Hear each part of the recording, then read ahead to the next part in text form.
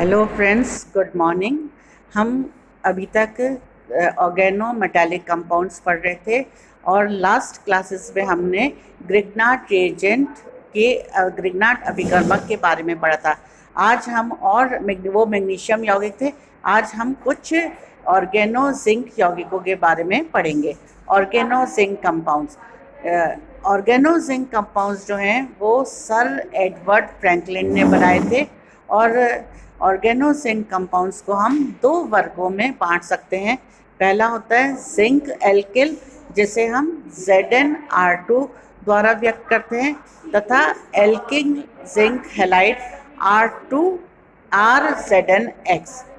Alkyl zinc halide को बनाने के लिए हम कुछ अभिक्रियाएं करेंगे फ्रॉम एल्किल हैलाइड्स।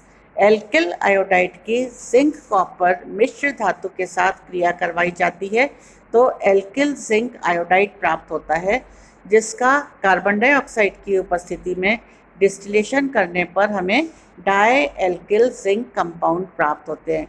ये एक बहुत ही मुख्य अभिक्रिया है, इम्पॉर्टेंट रिएक्शन है। एग्जाम्पल अपन लेंगे।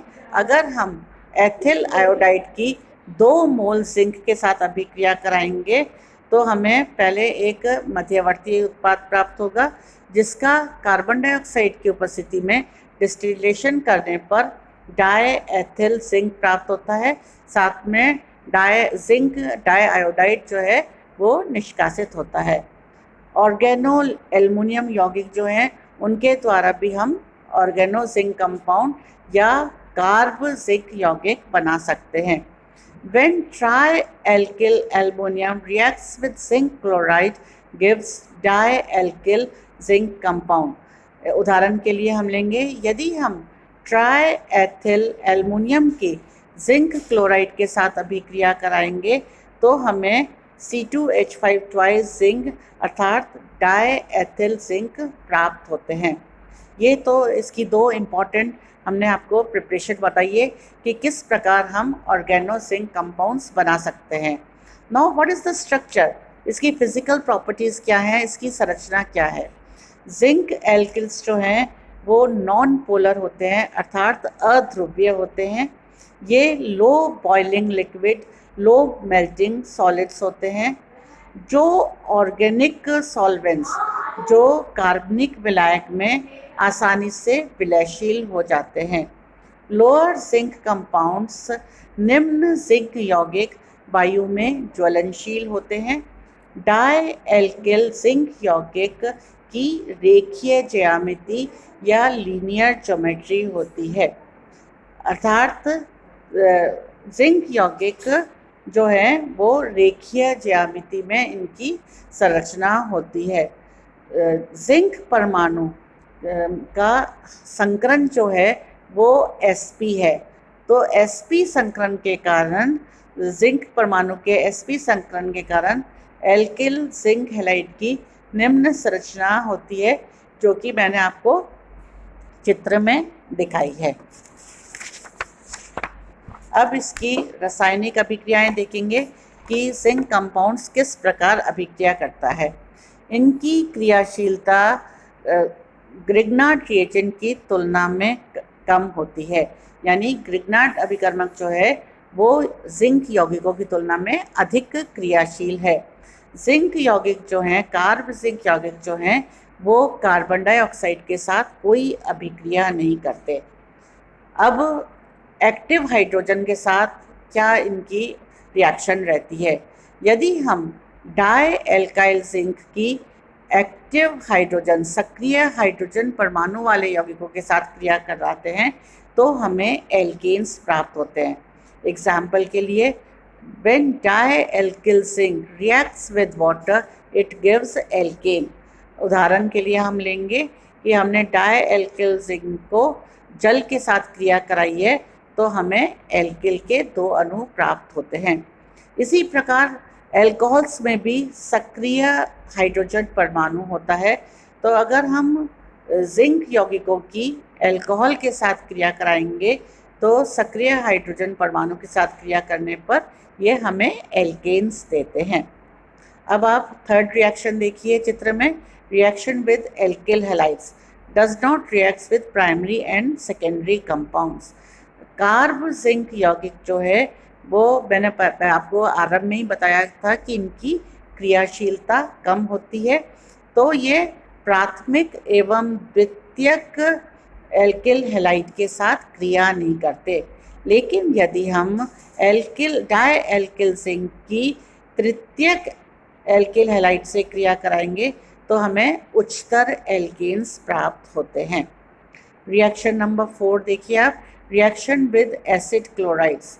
एसिड क्लोराइड्स के साथ क्रिया करने पर कीटोन्स बनते हैं, अर्थात डाई एल्किल जिंक की जब हम एसिड क्लोराइड अमल क्लोराइड के साथ अभिक्रिया कराते हैं तो इसमें नाभिक स्नेही योगात्मक अभिक्रिया होती है तथा हमें कीटोन प्राप्त होते हैं।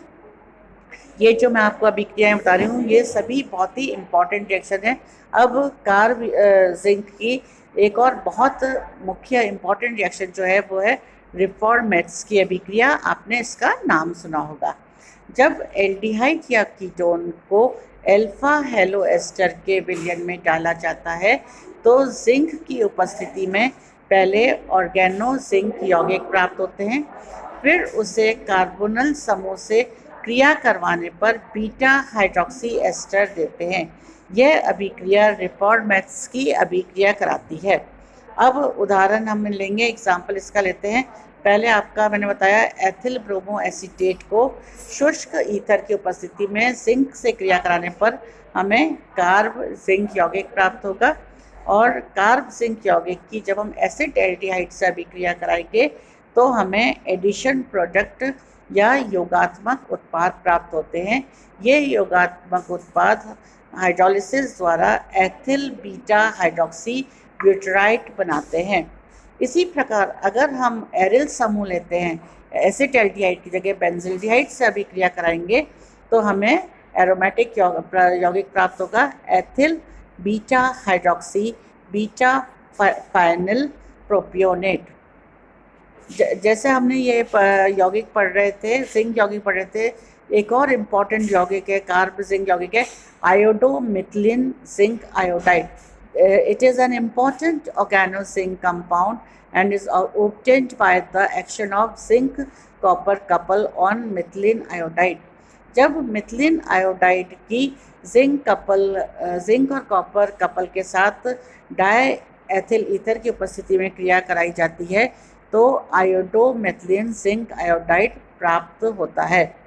एग्जाम्पल के लिए मिथिलीन आयोडाइड की उत्प्रेरक की उपस्थिति में जिंक से हम क्रिया कराएंगे। आप रिएक्शन देखिए, आपका चित्र में रिएक्शन आ रही है, आप रिएक्शन देखिए तो हमें आयोडोमिथिलीन जिंक आयोडाइड प्राप्त होता है। It reacts with alkenes to form cyclopropane derivative.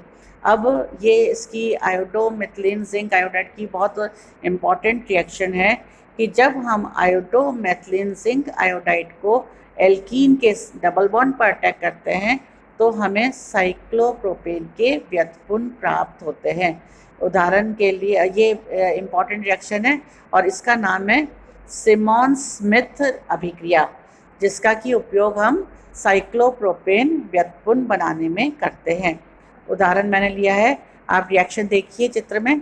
Sis 2 butene की जब आयोडोमेथिलीन जिंक आयोडाइड से अभिक्रिया कराते हैं तो पहले ट्रांजिशन स्टेट आती है। ट्रांजिशन स्टेट जो है वो इमीडिएटली प्रोडक्ट में कन्वर्ट हो जाती है और हमें सिस 1,2 डाईमेथिल साइक्लोप्रोपेन प्राप्त होते हैं। तो ये आपके थे जिंक कार्ब जिंक यौगिकों की कुछ अभिक्रियाएं। धन्यवाद।